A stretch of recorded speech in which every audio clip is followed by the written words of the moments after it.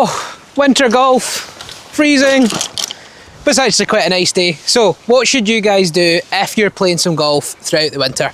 If you're not lucky enough to live in Florida or have lovely weather like California, if you're somewhere in the Northern Hemisphere, if you've got a winter, what should you be doing?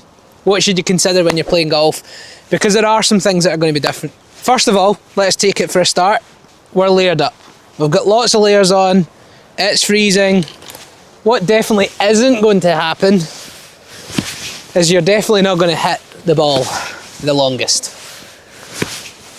This could give up 5 to 10 miles an hour club speeds just by being layered up. So first of all, you've got to consider the fact that you are not, this is first shot of the day, so let's see what happens. Oh, a lovely toe strike. That's definitely going to lose some distance. You're not going to hit the ball anywhere near as far. We're layered up, it's freezing cold, the temperature's colder, the golf ball's colder. You're probably going to have to hit, at the very least, one more golf club. If your 7-iron goes 150 in the summer, then you're going to have to hit something that's a 160, 165 club. More layers on, so the swing speed's not as quick. The air's colder, so the ball doesn't travel anywhere near as far. And then the ground conditions are also really, really soft. So we've got to take all that into account. Amateurs already leave the ball short more than they should. So don't make that mistake throughout the winter. Right, we've got our mat out, we've got our rangefinder out. Let's find out how far this ball goes and see what we're going to do in the winter. So obviously distance is a biggie. A lot of people are leaving the ball short. During the summer, they're leaving the ball short. One of the things, a really, really easy tip that we can do is don't keep your golf clubs in your car. Don't keep your golf clubs in the shed if you can, or in your garage, because cold golf balls are going to lose distance. The rubber that's inside the golf ball is going to be less flexible. It's not going to be able to compress quite as easy as a warm golf ball, so you will lose some distance. So make sure your golf balls aren't freezing cold like you when you start. So 138, that would normally be a 9-iron. Into wind, freezing cold. Got the mat. It's probably going to be an 8-iron today, so let's just club up. Let's just take more club. Right, and I've got no warm up, so we've got to take into account my golf balls are cold. I've been in the car, I'm layered up, air's freezing, greens are soft. Let's see how we get on. Oh, we've not warmed up yet, but this is what we all do on a Saturday morning. We turn up, no warm up. Oh, we're a little bit left. Distance wise, it's pretty close, to be honest. So obviously let's have the distance chat. We don't appreciate how many layers we've got. Extra layers are going to reduce distance. We all feel stiff, we all feel cold, we're layered up. So you're going to lose distance that way. The air is more dense, so there's more drag created against the golf ball. You're going to lose distance. Golf balls are freezing if they're in the car, in the garage, in the shed. The rubber inside isn't going to be quite as elastic. You're going to lose distance. So you've got to take that into account. Don't be one of those guys leaving the ball short. Just club up, ego aside, take extra club. That's probably the number one tip for winter golf. And what I would say is, winter aside, that is something that you need to take into account when you're playing in the wind, especially if you're into the wind. The ball's not going to travel as far. So it's a simple tip, but honestly, that alone should really help your winter golf. Next tip, make sure you have some of these. Do not have a packet of hand warmers in the bag. You absolutely need these. They're so cheap, and if you combine these with a set of mitts, game changer. Get the mat out for the chip shot. Quite happy about that. That is a horrendous lie. Thanks, fairway mats. Then we've also got to decide, what is the point in winter golf? What are you trying to achieve? Why are you continuing to play? Most of you are going to keep playing because you love golf and you want to play better throughout the season. So don't be scared to play winter golf differently. It's a chance to try some different things. Perhaps, and you should be, getting some lessons and working on some things so that you play better golf.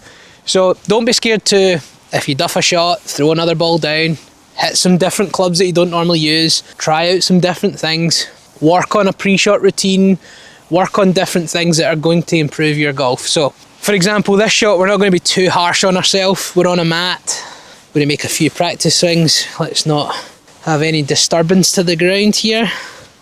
So we're on a mat. Right, let's see if we can just have a little nipper here. Yeah, not too bad. But say we don't hit that well. Grab another ball, try something different, try a different club. It is a chance to experiment, work out what works better for you. Let's see how we get on with the lob wedge. That was a 54 degree.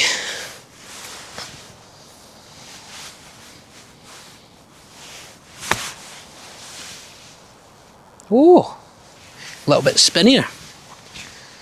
Nice. So yeah, just trying different things, having realistic expectations. You know, ground conditions aren't going to be perfect. Weather is definitely not going to be perfect.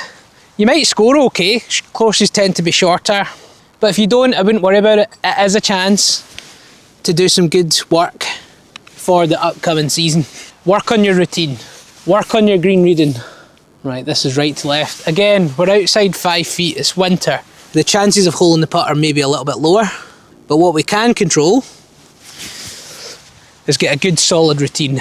Behind the ball, we've read the putt, we've picked our line, get over the ball, we've got the line, have a look, back to the ball, trigger to go. And there's exactly what's going to happen. You know, I've hit a good putt, it's been a little bit slower than normal, not hold the putt. But the process was good, the routine was good, and it's things like that that you can start to work on, is just work on having good solid routines. When they're not as wet, when I've got a little bit more speed, that was in all day long. Par 5, 30 yards shorter because it's winter. Another thing, stay hydrated. If anyone knows me, I don't think I ever have a normal size bottle.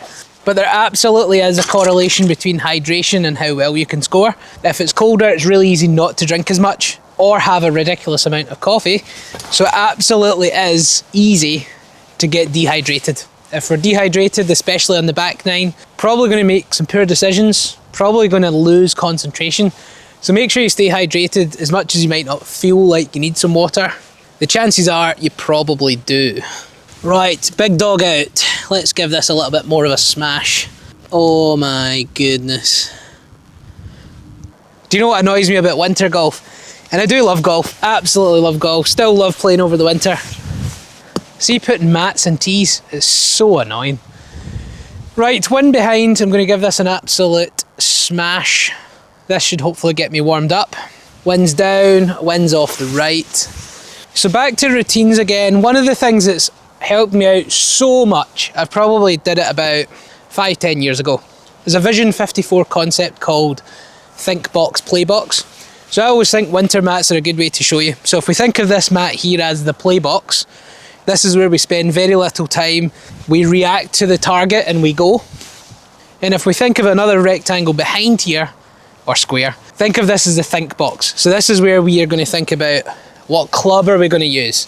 Before we do that, we're probably going to gather all the information. So for me, my pattern of shot, I'm more likely to miss left than I am to miss right. Lots and lots of space down the left hand side. That means I'm probably going to start it down the middle. If it does overdraw, it's going to be fine. The wind is downwind and it's off the right. That is really going to help me. I know the fact that it's downwind, the ball generally goes straighter for a start, which is a good thing. Wind's off the right, so with my shot shape and the wind, left is probably going to be my miss, which is absolutely fine. Trouble's on the right hand side, out of bounds is on the right. So I've definitely decided I'm going to hit the big dog. There's no doubt about it. So I've gathered all the information, I know what shot shape I'm going to hit. I can sort of try and visualise that shot. So I like to see a bit of a shot tracer, almost imagine that sort of draw shot tracer down the middle. I would then have my practice swings in the think box. So for me, the main thoughts are, don't close the face too much. So I try and feel like I cut my wrist, lower the arms, and rotate the body. Cup, lower, rotate. Back behind the target line, pick where I want to start the ball, visualise that shot shape, walk into the play box. We don't spend much time in here whatsoever. Over the ball, look at the target line, and then go.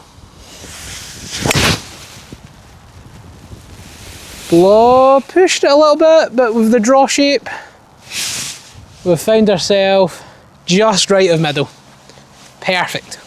So honestly, think box, play box, that is a game changer. If you're not doing it, you need to try it. So yeah, think box, play box, game changer, love it. Yet to see someone try it and not like it. So give it a go, see what you think. Right, it's not really playing like a par 5. We've hit the big dog and we've got 1-3-1 left in. So obviously the distance loss is going to be offset slightly because it's downwind and playing off a mat as well. So actually with a wedge, what's going to happen with the wedges, generally the strike in the face is going to be a little bit higher. What does that mean?